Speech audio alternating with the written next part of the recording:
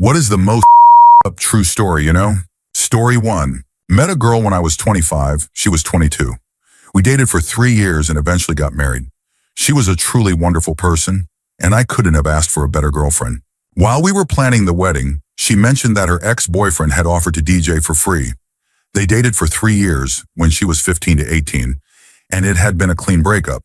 He was also married, so I really didn't have a problem with it.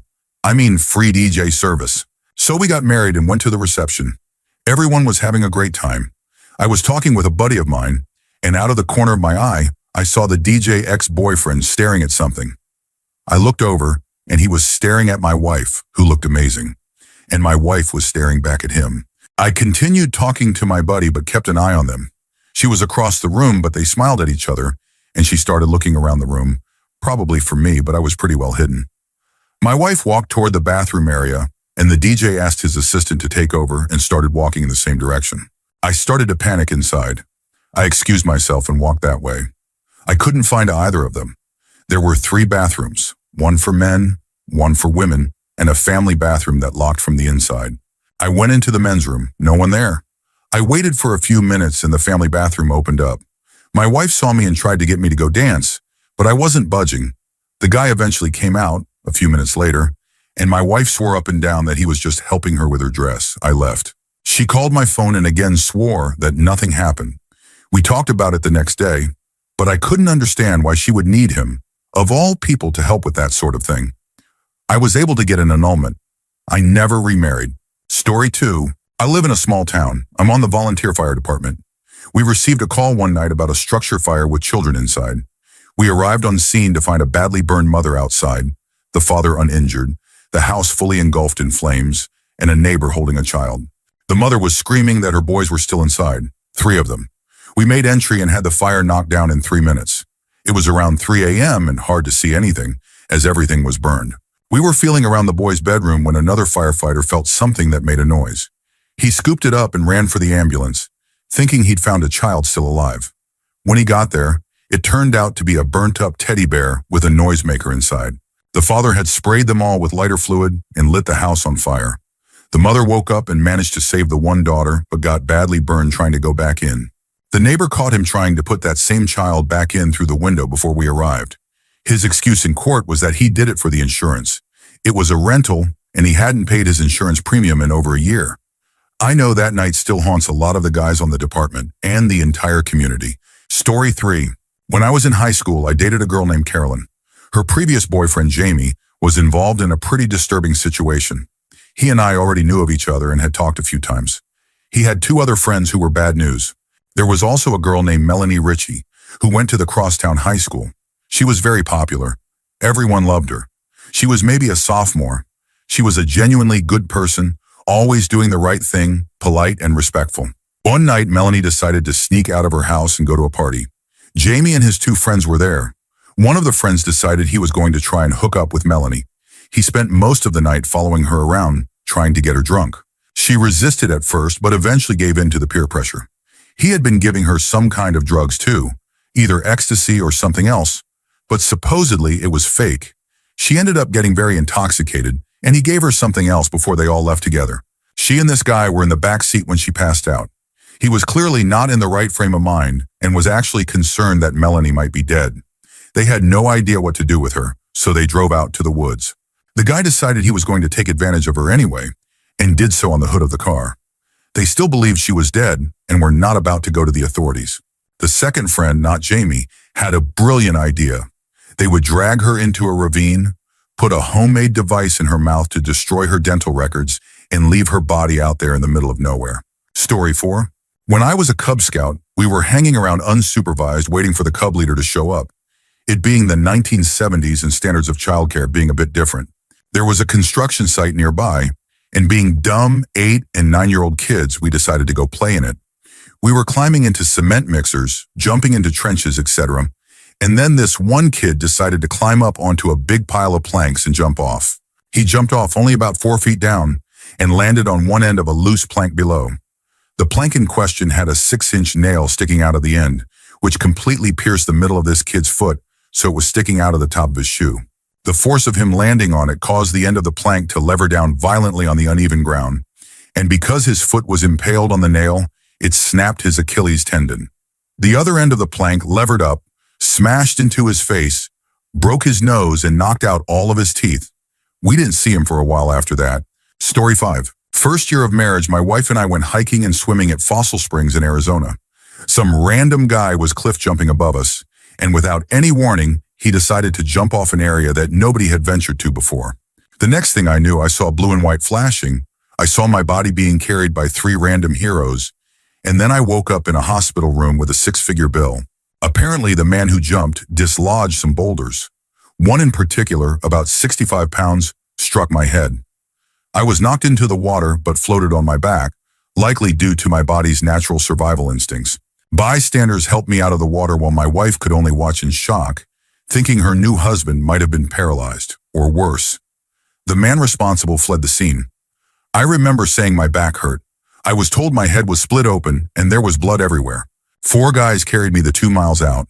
Then a kind stranger put me in his truck and drove the 4-mile switchback road like a delivery man on a mission. I was then put in an ambulance, followed by a helicopter, and taken into surgery. The end result was a broken back, thoracic 2, 3, 4, and 5 compression fractures, which made me an inch shorter. I also had a dent in my skull and a pretty intense scar. The real pain came from losing our car and having our credit destroyed because I couldn't work for months. I had no insurance because I had just started a new job. So now we're left paying $100,000 in medical bills on top of everything that went to collections. Story 6. When I was working as a locksmith, I got called out to change the locks on a house. I started the job with a coworker, and we were making good progress. The woman who called us approached us mid-job and started chatting with my colleague. They were being friendly, and then she suddenly said, "Hey, want to see something freaky?" Of course, my buddy said, "Yeah." I wasn't quite as enthusiastic because I had a bad feeling, but I followed along anyway. She led us to a bedroom, opened the door, and there was blood everywhere. I mean everywhere. The bed was soaked, the walls were covered with smeared handprints, and it was all over the floor. It was dry, not fresh. That's when I realized all the spots I'd seen in the carpet, and keep in mind I'm colorblind, were actually blood. It was all through the house, just not as heavy in the other rooms. It was spotted on the furniture and walls as well. She then told us her brother had taken his own life in there that morning. Apparently, he missed his brain and stumbled around the house before finally calling 911. They came and got him. It turned out this was their mother's house, who had passed away a year earlier. He was supposed to be preparing it to sell, but instead he had just started living there, leaving all of her things untouched. Pills, half-finished crochet projects, everything. It looked like he had been living with her ghost for the past year. Even more disturbing, his girlfriend was the only person he allowed to visit him in the hospital. The sister suspected the girlfriend had talked him into doing it, and she believed the girlfriend had a stake in the will so she could get the house. It was all very strange and unexpected. I later ran into a guy at a bar who turned out to be one of the EMTs who picked him up. Found out the guy died a day later. Small world.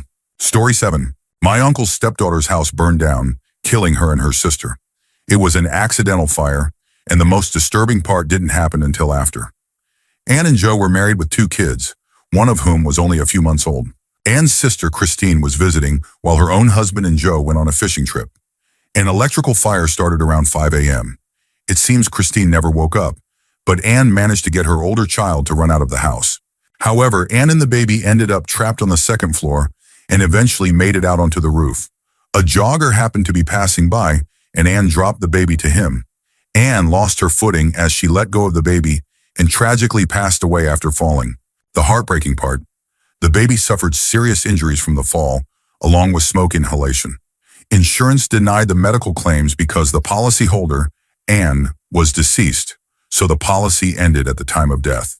My uncle had to get doctors to confirm that the baby sustained injuries from the fall seconds before Ann passed, and the inhalation minutes before.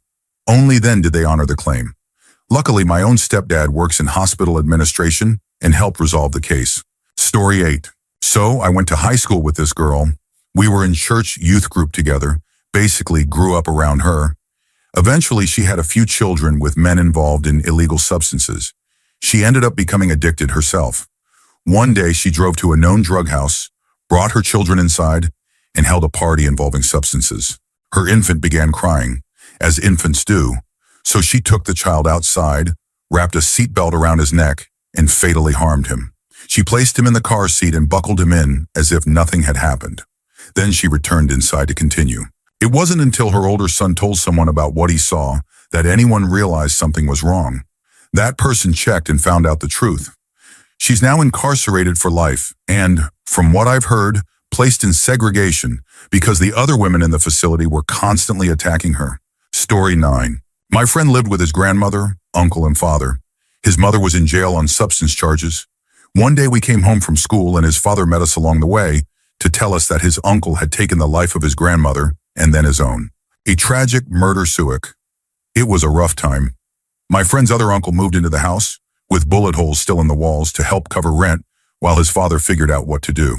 During this time, my friend's mother was released from prison and tried to get back into his life, even attempting to break into their home. She was stopped and backed off for a while, but my friend ended up losing the home anyway. One day we came back from school to find police there again. The uncle had been arrested for illegal activity, and my friend's father ultimately lost the house. They moved into a trailer together, and somehow my friend managed to keep his life together. He still lives with his dad and is doing pretty well now. His mother is still not in the picture. It's just unbelievable what some people can endure. Story 10.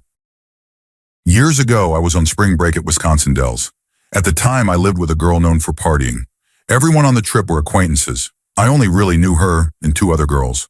There were about 22 of us in total, mostly guys. The first night there, I got very intoxicated and ended up in what I thought was an empty hotel room while everyone went to the water parks. As I was passed out from alcohol, I began having trouble breathing. I eventually realized there was someone in the room with me.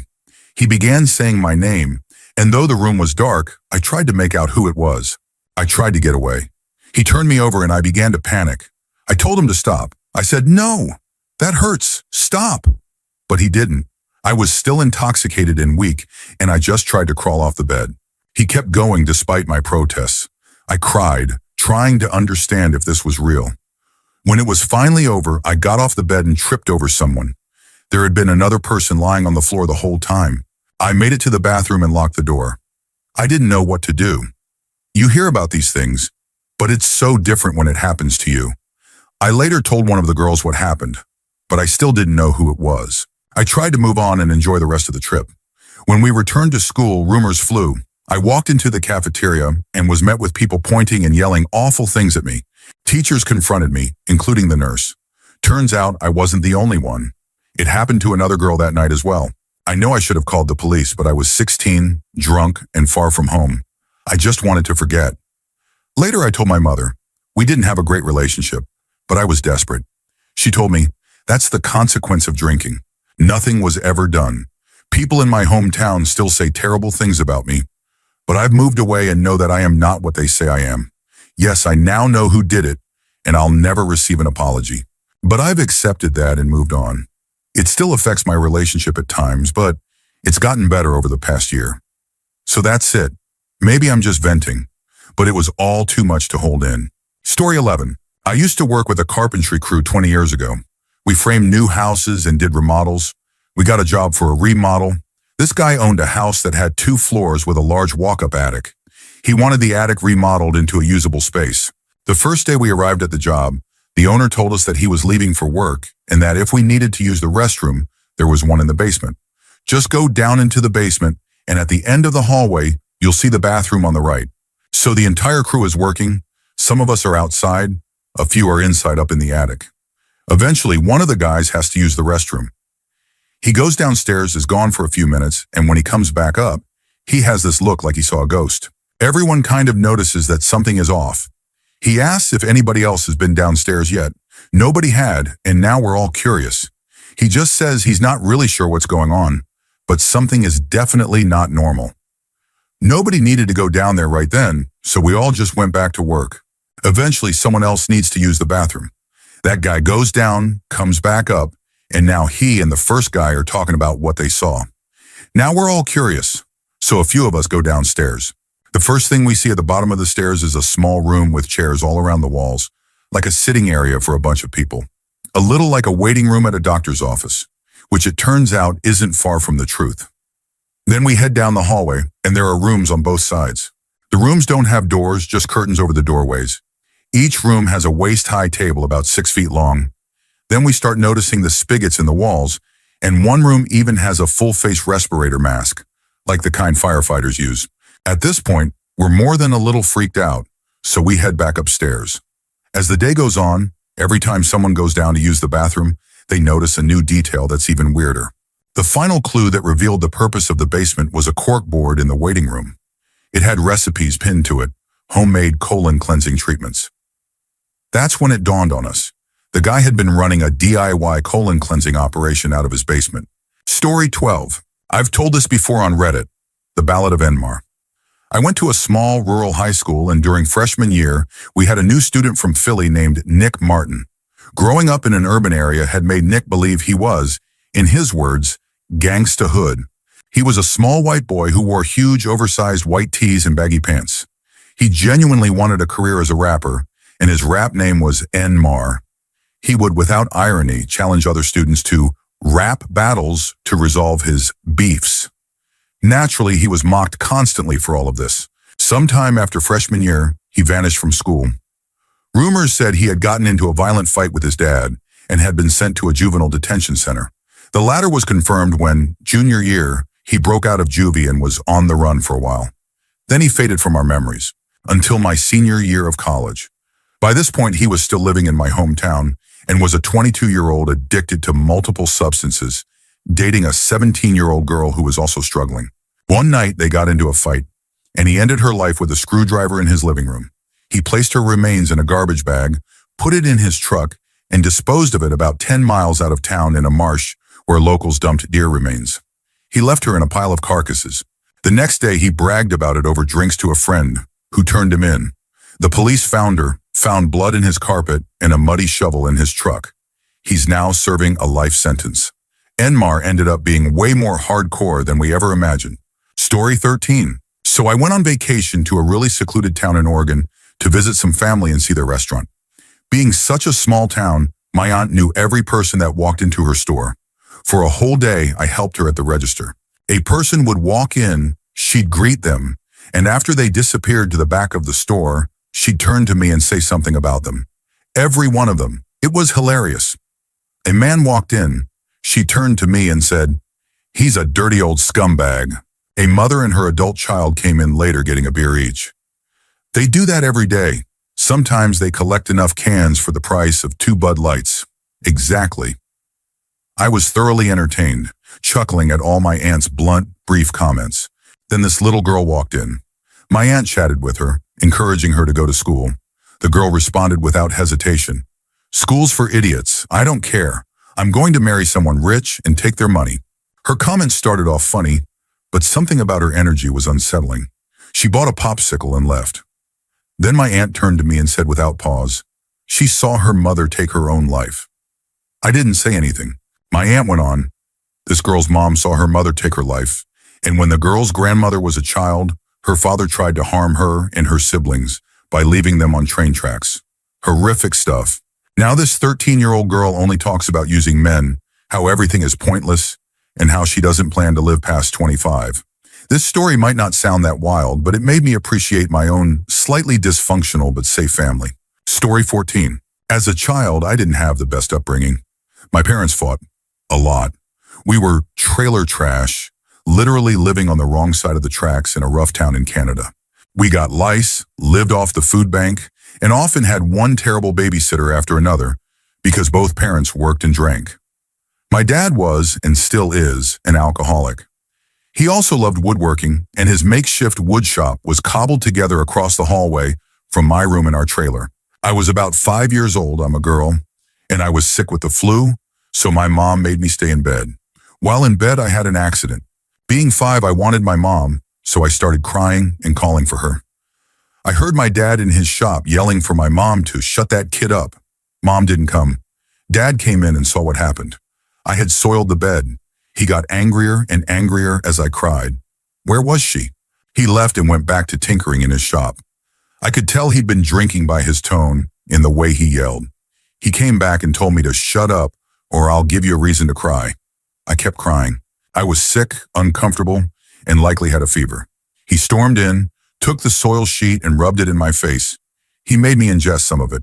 He left the sheet on my face and slammed the door as he left. My mom finally came in. She asked him why he hadn't cleaned it up. Story 15. This is about an old manager of mine. It happened while I was still working with him. He had been with this woman for about 10 years. He was the main father figure to her children. It was a great relationship. He was so happy. All that jazz. It turns out that before they met, she had been a dental hygienist who worked on inmates' teeth at a nearby prison. She met, fell in love with, and married one of her patients. He was in prison for having committed a violent crime against a 16-year-old girl. So he gets out of prison and goes to find his wife. She breaks up with my manager, kicks him out, and the man moves in. They lived together for about 6 months. During this time, he reportedly made threats toward the woman's 16-year-old daughter. The mother did nothing, and the daughter ended up leaving and moved in with my manager. About 2 months after that, the man took the woman's life, stole her car, and crashed it, resulting in her death. Her 8-year-old son found her in the laundry room, covered in dirty towels. He now lives with my manager as well. Story 16. My dad married someone really unstable a few years back, and right after the divorce, he told me what really happened to her cat that ran away. She absolutely hated the cat. The cat had been given to her daughter as a kitten years earlier from her ex-husband, but by the time of this story, it was a super laid-back, overweight cat who liked to hide. The cat had been declawed because she didn't want her scratching the curtains and also had asthma, so she was pretty inactive. We'd come home to her constantly complaining about the litter box smell and saying the cat needed to be outside. She started leaving the back door open, but the cat had no interest in going out. One day we came home from school and she was acting strange, saying that the cat had run away. I knew that wasn't true, but I figured maybe they gave her away. We were all pretty upset, but there wasn't anything we could do. Fast forward 2 years, I was talking to my dad, and he couldn't keep it to himself anymore. He said that she had called him, asking him to dispose of the cat's body because there had been an accident. He rushed home to bury her before we got back and said it was obvious it wasn't accidental. When he asked what happened, she said the cat made her angry and she lost it. She took engine cleaner and forced it down the cat's throat. My dad said the poor thing looked like it had been mangled. Its body was twisted, the fur was standing up, and there was no way it was an accident. This woman deliberately harmed a sweet, defenseless cat who did absolutely nothing wrong. She just existed. Story 17. I'm using a throwaway for this for reasons that will be obvious. I've also changed everyone's names. Back in high school, I had some wild friends. One of them, let's call him Bill, was heavily into drugs, mostly selling. He was in and out of juvie a lot. Another friend, James, had semi-distant family involved in some questionable business. Then there was me. Let's call me Guy. I had issues with local groups. We made a pact. If any of us needed help, no questions asked, we'd be there. After high school, we went our separate ways but stayed in touch. I went to college but dropped out after a year. Bill still sold drugs. James got married, moved away, came back, divorced, and started working as a bondsman. I had some terrible relationships, was assaulted and got angry at the world because the law didn't recognize it. I joined James as a bondsman. It was rough, gave me some PTSD. We used to joke Bill would eventually end up on our list. Months later, Bill called. He wanted out. He had given the police information and was laying low. He said he'd call if he needed us. 3 weeks passed. James was on edge. I had a terrible night and wasn't talking much. Then Bill called. James answered and switched to speakerphone. Bill sounded terrified. He said he drank peyote, lost time, and was now 4 states away. He asked us to meet him halfway at a gas station in a small town. When? I asked. Right now. Just get here. We geared up and took James's car. Stopped for Red Bull and supplies at a gas station where they wouldn't panic at the sight of 2 guys with body armor. We used cash. We didn't know what we were driving into. We barely spoke, just muttered about food or gas. Told the drive-through and gas station folks we were cops. Close enough. James handed me his spare firearm and extra clips since I carried a revolver. He was nervous. We got there. Bill was waiting in a red Mustang, not his car. He said he woke up in a seedy motel surrounded by strangers and found keys in his pocket. Then he opened the trunk. It looked like something out of a movie, a briefcase full of cash. We couldn't believe it. Peyote, a 2-week memory gap, and now this? So the gas station staff wouldn't ask questions. We cuffed Bill, put him in the car, and stashed the money. I drove like a maniac. James uncuffed him. Bill offered us money, but we assumed it was dirty. We got home.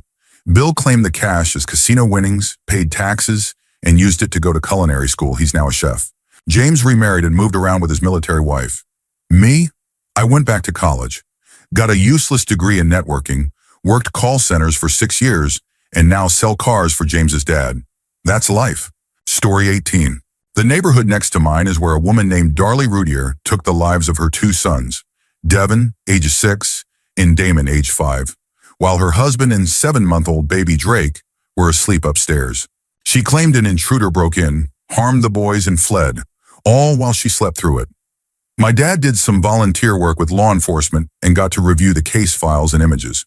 He told me that one of the boys was harmed with such force that the knife not only went through him, but lodged half an inch into the concrete beneath the carpet. Not only that, but just 8 days after the incident, Darlie and some family members held a birthday party at the children's gravesite to celebrate what would have been Devin's 7th birthday.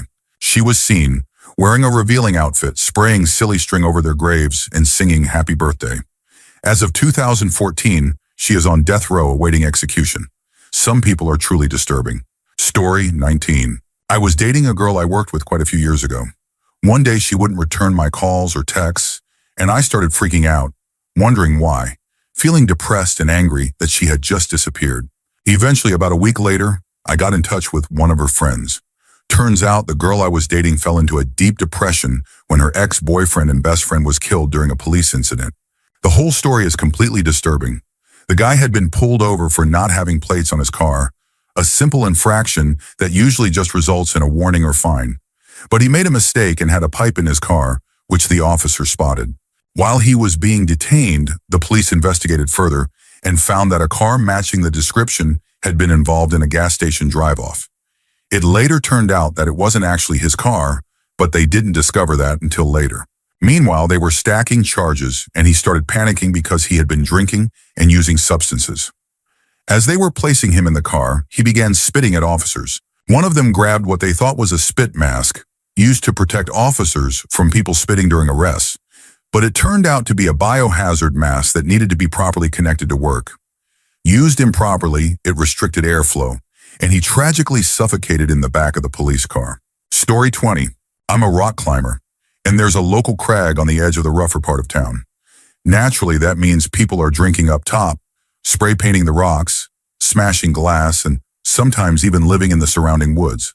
Despite that, the rock is good, so if we only have time for a short session, we sometimes go there in the mornings or afternoons. Every time one of us climbs there, we come back with a story.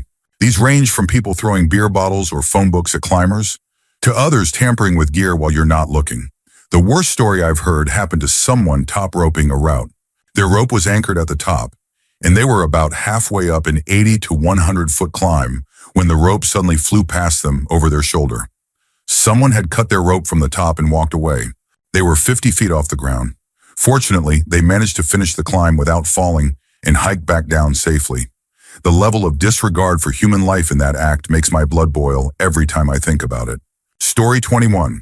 An old roommate once told me about a cousin of his in Michigan. One night, his cousin went out looking for drugs in Detroit. He knew from experience to bring both pocket money and separate money for his purchase because he fully expected to get robbed. Sure enough, when he got to a particular building, he was robbed at the door, lost the pocket money but kept what he needed. He picked up his stuff and started leaving without any other issues. But as he walked down the hallway toward a stairwell, he saw an apartment door open. As he passed by, he slowed down and glanced inside. There were 3 to 5 men inside, and at least 2 appeared to be involved in something horrific with what he described as a completely unresponsive and discolored female body. According to him, there was no sign of life, and her skin had turned purple. He didn't stop. He kept walking because he had what he came for and nothing left to offer. Not that it would have helped. Story 22. One of my friends has probably ruined one of his best friend's life. They met at work when they were about 18. He thought she was cute, and she fell deeply in love with him. Quietly, they would go to parties and hook up, though he was constantly looking for other women. At one point, he was dating another girl while still hooking up with her on the side. When that relationship ended, they started spending nearly every night together. Everyone in the friend group noticed. Normally, that would be a sign of a solid relationship forming. But in this case, it was toxic. He constantly degraded her, telling her they would never be together, that he just wanted a casual thing. If she ever talked to another guy, he'd get jealous and suddenly show interest again. When they weren't together, he'd send vague, emotional texts, just enough to keep her on the hook. After about 3 years, she got pregnant. He convinced her to end the pregnancy, saying it would ruin his life and that he didn't want to be with her. She went through with it, and things returned to normal. This cycle continued for another 6 years. He would call her over, she'd do whatever he asked, including his laundry, and then he'd tell her to leave. The whole friend group told her she was being used, but no one really called him out. He's charming, and it let him get away with a lot. Now they're about 28, and he just started dating her best friend. She's devastated and doesn't know what to do. Recently, a mutual friend told him he was interested in her and asked if it would be okay to talk to her. He said no, that he wouldn't be comfortable with anyone he knew dating her, all while dating her best friend. It might not be the most shocking story to some, but it's easily one of the most emotionally damaging dynamics I've ever witnessed. She spent her entire 20s stuck on someone who had no intention of loving her, who actively manipulated her, and made her feel like everything was her fault. I can only imagine how deep the psychological scars run from that. Story 23. I was an EMT for a while in a major U.S. city. We got a call about a man in respiratory distress at a motel. We arrived to find a skinny man in his underwear screaming, and a man over 300 pounds lying naked on a tarp on the floor, completely covered in baby oil. We had to call the fire department for help. They used rubbing alcohol and blankets just to get him on the stretcher, where he immediately slid off in the hallway, and we had to do it again. Eventually, we got him to the hospital, but he passed away that evening. What had apparently happened was that the man told his wife and kids he was going on a business trip, but instead flew out to meet someone he'd met online. I know people have unique preferences, but his was to take Ambien and then engage in a particular act that left him incapacitated. There was video evidence at the scene that confirmed it was consensual. However, this time, some of the baby oil got into his lungs, clogged the alveoli, and caused him to suffocate. I can't imagine how uncomfortable the call must have been for whoever had to reach out to his wife and explain what had happened. Story 24. In high school, I knew this girl. Let's call her M. She was a fairly normal person, had a decent group of friends, and I was pretty close to her. I even had feelings for her at one point. We used to talk all the time on AM. This was back when everyone used AM, and I met her cousin Jay through those chats. Jay was older and looked like the classic preppy guy, Hollister clothes, frosted hair, the works. But he was down to earth, and we messaged on and off for a few years. M met an ex-girlfriend and close friend of mine, A, through AM as well. They didn't really connect, but A and J did. They grew close, and over the years, A told J everything about her life. I didn't think much of it. J seemed a little off. A would call him and never get an answer. Just texts with excuses like roaming charges or travel delays. Still, they stayed close for nearly 8 years. Jay shared everything with her. Relationships, run-ins with the law, a time he convinced a partner to terminate a pregnancy, travel stories, and even said that if he ever settled down, it would be with her. A trusted him more than anyone. She knew his whole circle on social media and even chatted with his friends. Then something strange hit me. Years ago, before MySpace became huge, we all used a site called Zanga to blog. One day, Jay commented on one of my posts, but under M's username. Then he commented again under his own, saying M had been at his house and forgot to log out. But at the time, they didn't live anywhere near each other. I hadn't thought about it for years, but suddenly it all came flooding back. I messaged an old friend H to ask for M's number, claiming I wanted to reconnect. I got it. Then I asked A for J's number. After some hesitation, she gave it to me, and M's and J's numbers were exactly the same. I was stunned. M had invented J. The entire world of thought she knew, Jay's social media, his friends, their stories, was fake. All of it. I had no idea how to break it to A. I texted M saying something like, "Funny, I meant to text Jay, but it went to your number instead. How odd." She immediately knew she was caught and confessed everything. She'd created Jay based on a real guy she found online and fabricated an entire life around him using photos from his MySpace page. I took screenshots of the confession and sent them to A. She was in total disbelief. She tried reaching out to J/M, but got no response. Later, I met with her in person. She was devastated. To be misled for a few weeks or months is one thing, but to have your reality manipulated for 8 years with no purpose other than someone else's amusement is something else entirely. Aya still struggles to connect with people. I sometimes feel guilty for being the one who exposed it all, but I know that if I were in her place, I would have wanted to know the truth. Story 25. My father was in the military when I was born. He was stationed in Tacoma, Washington, or at least that's where I was born, so probably the military base closest to that. One day night, they were doing some exercises. My dad and his buddy, let's call him Joe because I forget his name, dug a foxhole and were in it. Somehow, orders got mixed up. They had tanks running over the foxholes. Joe kept peeking his head out to see what was going on. My dad was freaking out, yelling, "You're going to get run over by a tank, get down." The last time Joe poked his head up, he took a phosphorus bomb to the stomach. He fell back into the hole, screaming. He was trying to put his intestines back into his body. My dad tried to help him, but the phosphorus kept burning his hands. Joe didn't make it. My dad got an honorable discharge. He told me the story after I witnessed him having a PTSD episode. He would try to hide under tables, the porch, anything he could get under, screaming at Joe to stay down, that he was going to get run over. Then he'd start screaming that his hands were on fire from the phosphorus. I can't find anything about it online.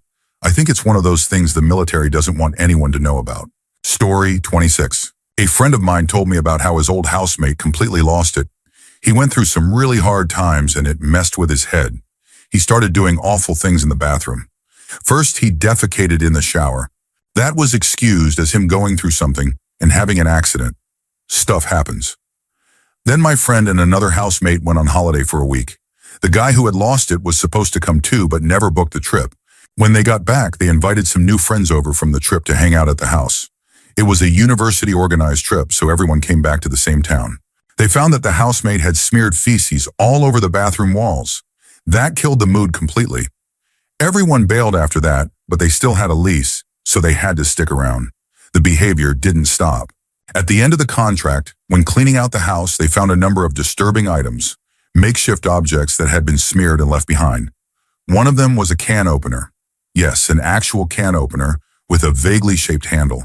The whole thing was horrifying. Story 27. I did a report for a criminal justice class on a gruesome murder in my hometown in Utah. 3 men decided to rob a home audio store. They drove a van into the back alley and took the employees and a customer into the basement, where they tied them up while robbing the place. During the robbery, 2 more people showed up, relatives of the employees coming to pick them up after their shift. They were also taken hostage and thrown into the basement. After the robbery, the attackers tried to end the hostages' lives by making them drink a corrosive chemical inspired by something they saw in a movie. When that didn't work, they shot them execution style. One young woman was assaulted multiple times before being shot. Incredibly, one of the hostages, who had been bound, forced to drink the chemical, shot in the head and had a pen kicked into his ear, survived. Out of the 5 hostages, 2 survived. The perpetrators were caught and 2 of them were given death sentences. It was one of the most disturbing cases I've ever read about. Story 28. My hometown is small, and we moved away when I was around 4, but my brother returned there to attend junior college. While he was living there, a woman who lived just down the street from the college and had 2 small children was murdered. Her husband was frequently away on business, and it turned out he was affiliated with a gang. In this group, if a gang member was traveling through town, they could stay at a brother's home. It was just how they operated. While her husband was away, a man stayed in their house for about a week. He ultimately took her life, decapitating her while the children hid in a closet and witnessed everything. Afterward, he fled immediately. The kids ran to a neighbor's house, and the police were called. My brother said the man was never caught, but for a couple of months afterward, many gang members came into town asking locals casual questions, trying to find out if anyone knew who the guy was or where he went. Every time I visit, I drive by that house. No one has lived in it since. It stands abandoned on a street lined with nice homes and manicured lawns. And then there's this dark, overgrown house. Sometimes local Boy Scouts will do a service project to clean up the shrubs and mow the lawn, just to help the neighborhood feel a little better. Story 29. It hurts to remember this part of my life, but I figured it might be good to get it off my chest. I have a little sister. She is an amazing, smart, and intelligent woman. It took me too long to realize that what she did was not only incredibly brave, but took a lot of strength. Even if she doesn't know it, I will always love her until the day I die. Anyway, it all started when she was about 13. My cousin, Mail, who was 23 at the time, started taking special interest in her. He would hang out with her frequently, bring her lunch at school, and take her for ice cream. None of the things he did seemed odd, though the frequency definitely was. I didn't think it was weird because I thought the world of him. As a 15-year-old boy, anyone who's 23 has a cool car and is good at sports is someone to look up to. He even asked me if I felt weird about how close they were. I told him no. I trusted him. This went on for a while, and nobody thought anything of it. Cousins are like siblings in our family. It had always been that way. So everything seemed normal until my mom found my sister's diary and read it. In it, she wrote about how they expressed love for each other and how, even though they knew it was wrong, they couldn't hide it. My parents thought it was just a phase. They sat them down and both insisted it was nothing, that they were just close cousins. Being Middle Eastern, my parents didn't know how to handle it, so they told them to stop seeing each other and stay out of each other's lives. That temporarily ended things, but it apparently resumed later. My sister was very religious and went to a Catholic school. She believed deeply in forgiveness. She asked my parents to forgive him, telling them she already had. Slowly they came around and cautiously forgave him. 3 years later, our family went through one of the hardest times we've ever experienced. While on a school retreat, counselors were encouraging students to share in a safe, judgment-free space. My sister confided that the same cousin and she had become close again, and this time, it had turned physical. Kissing, touching, and other inappropriate behavior. The counselor did his duty and reported it to the police. A case was opened. My parents were notified, and I'll never forget the moment my mom told me. I broke down. I felt like it was my fault, that I had failed as an older brother, that I let someone I trusted hurt my sister. He had done all this under my nose. It still hurts. My sister fell into a deep depression. She started self-harming and stopped talking to the family because she felt betrayed. He was arrested, charged, and is now a registered offender. You can look him up online. I had friends who knew him. That made it even more embarrassing, knowing someone in my family had become that person. His family didn't believe my sister. They couldn't process that their son was being sent to jail. They grew to hate us and haven't spoken to us since. There's now a rift between our families. We haven't communicated in years. Any news I hear about them comes through other people. Sadly, this event shattered our family. It's been quite a while since then. My sister's doing well now. She's going to graduate college soon. I've tried to speak with my uncle a few times. It's been awkward but civil. I can't say the same for my aunt and her other children. Story 30. This is more hilarious at someone else's expense. But one day my next-door neighbor in the dorms walked into my room and asked to borrow $25. Apparently he needed $50 to buy a treatment pill because he had contracted gonorrhea, and he only had $25 in cash. Why couldn't he use a card? His parents monitored his credit card statements closely. But it gets better. How did he catch it? He met a girl on a dating app who was so unbelievably unattractive that, when his beer goggles wore off mid-hookup, he realized what he was doing and quickly lost his momentum. This caused the condom to slip off, which led to a brief unprotected moment. Thus, the infection. Worst part? The condom stayed inside her for a while before she managed to remove it. Story 31. I was 7 years old when my dad took me fishing. We had a summer house down in a seaside area, close to the water. I got a bit bored with fishing and decided to walk back home while he stayed behind to keep going. As I was climbing back over the rocks to get to the footpath, about 10 feet behind my dad, I reached up to brush my hair behind my ears. Right at that moment, my dad was casting his fishing hook, and bang! The hook caught my hand. As he whipped the line forward, he pulled me completely off my feet. My dad was a big, strong guy, 6'4", and the force yanked me hard. He had to push the hook all the way through the other side of my hand so he could snip off the barb and pull it out cleanly. It was disgusting to witness at 7 years old and obviously painful. But looking back now, I realized that fish hook could have easily caught my face, or worse, my eye, if it hadn't hit my hand instead. Story 32. Police found the charred remains of a girl next to the railroad tracks. There was also a diaper at the scene, which raised concerns that a baby might have been involved. Years later, another body was discovered in a cardboard box that had been thrown off an overpass, or something like that. Authorities released facial sketches, but no one came forward with information. Nearly 20 years later, they received a call from a woman claiming to know what had happened to those girls. They were her sisters, and their mother had taken their lives. The mother had abused all 3 girls from a young age, while always favoring their 2 brothers. One day she shot the oldest daughter, the first body found. She refused to take her to the hospital, not wanting anyone to discover what had happened. Instead, she left her on the bathroom floor to suffer. The caller said they were forbidden from helping her or even speaking to her. They had to step over her and pretend she wasn't there. Miraculously, she recovered. When she turned 18, she asked to leave, and her mother agreed, on the condition that she allow her to remove the bullet so she couldn't report it. Desperate to move out, she agreed. The mother used a kitchen knife to remove it. The wound became severely infected, and the girl slowly died in the bathtub. They put her in diapers, like the one found at the first scene, because she could no longer use the bathroom on her own. Eventually, she passed away. They boxed her up and burned her. The second body was another sister. The mother had locked her in a linen closet for days.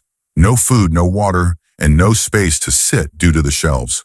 The caller said that at first they could hear her crying for help, but then she stopped, and eventually the closet began to smell. When they opened it, she had passed away. They placed her in a box and threw her off an overpass. Eventually, the mother was sent to prison for life. The brothers, who had supplied the boxes from their workplace and participated in the abuse, served some time, underwent therapy, and were released in the early 2000s. Story 33. My fiance's roommate's family was in the public eye a couple of years ago because her sister was, allegedly, brutally murdered by a group with dangerous and cult-like tendencies. I won't go into too much detail to protect their privacy, but it was a very high-profile case. The roommate is a nursing student, and last semester, she took a psychology class. In that class, they discussed notable events involving extreme psychological behavior. One day, the professor pulled up an article about her sister's case, and the entire class ended up discussing her murder, while she sat there in silence, completely stunned. Her family has been devastated by the tragedy, and I can't even imagine how it felt for her to listen as fellow students talked about it like it was just another topic. What amazes me is that she remains one of the funniest and most positive people I know. She's incredibly strong, even after everything she's been through. Story 34. A cousin of mine, who was around 14 when this happened, was working as a motoconcho, basically a motorcycle taxi. His older brother worked at a 5-star hotel and had a girlfriend. One day, my younger cousin saw that girlfriend with another guy. He quickly left the scene and came straight to my house. After parking his bike, he told me and a few other cousins what he had seen. He wanted to call his brother, but he didn't have a phone. He used my mom's cell to try reaching him, but his brother never answered. Then my cousin rushed out again, and that was the last time we saw him alive. He went missing that day and was found the next afternoon. His throat had been slashed, likely with a kitchen knife.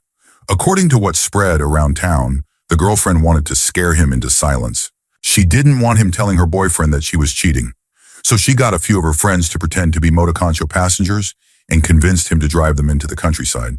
Once there, they forced him to go further, to the spot where he was later found. The plan was just to scare him. They only brought a kitchen knife, but things got out of hand, and they ended up taking his life. Everyone in town knows who was involved, but to this day, no one has ever been arrested. Story 35. My brother's friend bought a car from me. A few months later, his friend was found dead at the fairgrounds, in the car I had sold him. Apparently, he had gone there to make a drug deal. The person he met, an 18-year-old, seemed sketchy, so he backed out and went back to his car. The kid then approached with a shotgun. As my brother's friend was getting into the car, the kid shot him 3 times in the chest, took the drugs, and fled. The body was there for 3 days before it was found. The shooter was caught after his girlfriend informed authorities that her boyfriend had confessed to the crime. During his time in jail and awaiting trial, the kid reportedly offered his cellmate, who was scheduled to be released, money to eliminate his girlfriend so she couldn't testify. Fortunately, the cellmate informed the authorities. It's all incredibly disturbing, especially considering both the victim and the shooter were teenagers. My brother's friend was only 19. Sad times. Story 36. I started with OxyContin. My girlfriend at the time began doing it with one of my pot dealers and started spending less and less time with me, raising questions about what she might have been doing to get it. My dumb idea was that if I started using 2, she'd spend time with me instead. That worked until I ran out of money. Then she was right back over there. At first, I snorted it and quickly became addicted. She had been using it for a few months before me. We eventually broke up after she cheated multiple times, but we stayed friends and used together. The dealer had 2 types of blood cancer, which he claimed was from playing with cleaning chemicals as a kid, and he had a legitimate OxyContin prescription. He also took a drug called Neupogen, which came in glass syringes. As his tolerance went up, so did his pain, and he started injecting the meds. That led my ex to start injecting too. Eventually, I tried it. It was more effective, more cost-efficient, and just plain addictive. This went on for a while. She got with another dealer, and all three of us remained intravenous users. Then one week, city police executed a coordinated raid on every known Oxy dealer. Supply vanished overnight. Oxy generally sells at $1 per milligram, so an 80-milligram pill was $80. After the raids, prices skyrocketed to $200 plus per pill, if you could even find it. Most of us were taking at least 80 milligrams a day, meaning you had to come up with hundreds of dollars daily just to function. That wasn't sustainable. Not long after, people started turning to Hero. Whether imported or already in circulation, I wasn't sure. I wasn't part of that. But it cost $50 for a nifty, 1/10 of a gram, and 1/4 of that matched an 80-milligram Oxy in strength. Within 2 weeks, everyone I knew who used Oxy was on Hero. The problem with Hero is unpredictability. It could be heavily cut or incredibly pure. You never knew, which meant overdoses were common. Tolerance increased rapidly, and the high didn't last nearly as long. Everyone got caught up in shady stuff to afford their habit. People ripped each other off constantly. It was chaos. By then, my ex had 2 kids with another user. Both babies were born with substance exposure, one born premature by C-section. She needed open heart surgery to replace a damaged valve due to infection and had suffered a stroke from a blood clot. The children were rarely changed or fed properly, and the younger one developed MRSA due to poor hygiene. I let all 4 of them stay in my 400-square-foot condo in exchange for them keeping me well. We all slept in one bed. It was hell. Eventually, legal issues caught up with her. She was court-ordered to attend rehab. One Friday night, she ditched rehab and showed up at my place. It was only 2 blocks from the center. I let her stay for the weekend on the condition that she'd return Monday. That weekend, we drank, smoked pot, took Xanax, even smoked crack, but no Hero. She was trying to stay clean from that, or so we thought. Sunday night, I fell asleep around 11 p.m. I woke up at 2:30 a.m. and didn't see her. I found the bathroom door locked. When I forced it open, I saw her lying on the floor in a puddle of vomit, my phone soaked in it, and a needle and spoon nearby. Her lips were purple, eyes rolled back, skin clammy. I tried CPR. All I got were gurgling sounds. I needed to call 911, but my phone was ruined. In a panic, I grabbed the needle and spoon and threw them in a dumpster before running out to find someone with a phone. I called 911. They arrived and attempted resuscitation, but declared her gone. At the station, I was interrogated for 6 hours. They brought me home after, but the trauma wasn't over. I walked into my living room and found a 6-square-foot pool of blood on the floor. Apparently, the compression machine they used had ruptured her skin. I had to call out of work. I held a job nearly the whole time I was an addict. I never found out who gave her the drugs, but it wasn't me. A blood test confirmed I hadn't used heroin. Still, months later, I was arrested and charged with felony evidence tampering for moving the needle and spoon. I spent $14,000 on legal fees to avoid jail. I got 3 years felony probation instead of jail time. That night was the last time I used anything hard. I've been clean for 5 years, 8 months, and 17 days. Life is good now, but I went through 6 years of hell to get here, and it took losing my best friend on my bathroom floor to finally quit. Story 37. I have a classmate, let's call him Carl, who regularly goes out to party. And after every weekend when he comes back to school, he talks about the crazy parties he went to. There was this one story, though, from this spring that was really messed up. It was like any regular spring weekend. Hot outside, humid, lots of alcohol, etc. My classmates were out partying with some of their mutual friends. Nothing spectacular, it sounded like. As time went on, Carl, another classmate, Jörg, and some of their friends were the only ones left at the party, so they decided to head into town to meet up with some other friends. They got on a bus with a 2-liter bottle of Coca-Cola. Now Carl was super thirsty, and Jörg and their friends decided to give the bottle to Carl, telling him it was Coca-Cola, but it was actually 2 liters of pure vodka. Carl just went all in on the bottle because he was so drunk that he didn't notice the taste. He chugged the entire 2-liter bottle in 5 minutes. 5 minutes. That alone is insane, but it wasn't even the most disturbing part. After they got into town, Carl started feeling sick. Jörg and the others were just standing nearby talking, not really paying attention.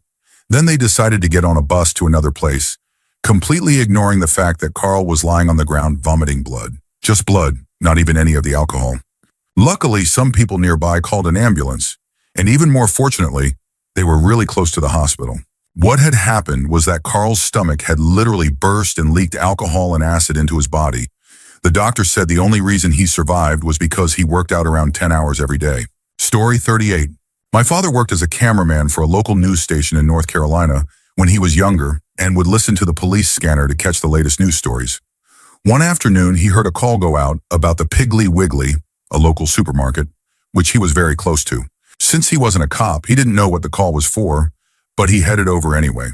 He beat the cops to the scene, rushed in with his camera ready, and found a man and a woman riddled with bullets on the floor of the manager's office. The culprit was sitting calmly in the desk chair, smoking a cigarette, with a homemade .50 caliber machine gun on the desk. He turned to my dad and said something like, "I won't hurt you. I've killed who I came for." The police later discovered he had been building the machine gun for years, part by part. The victims were his wife or girlfriend and her lover. All three of them had worked at the Piggly Wiggly together. My dad still can't go into one of those stores without feeling incredibly disturbed. Story 39. I've got a couple. When my mom was a kid, around 10 or 11, her mother got pregnant with twins.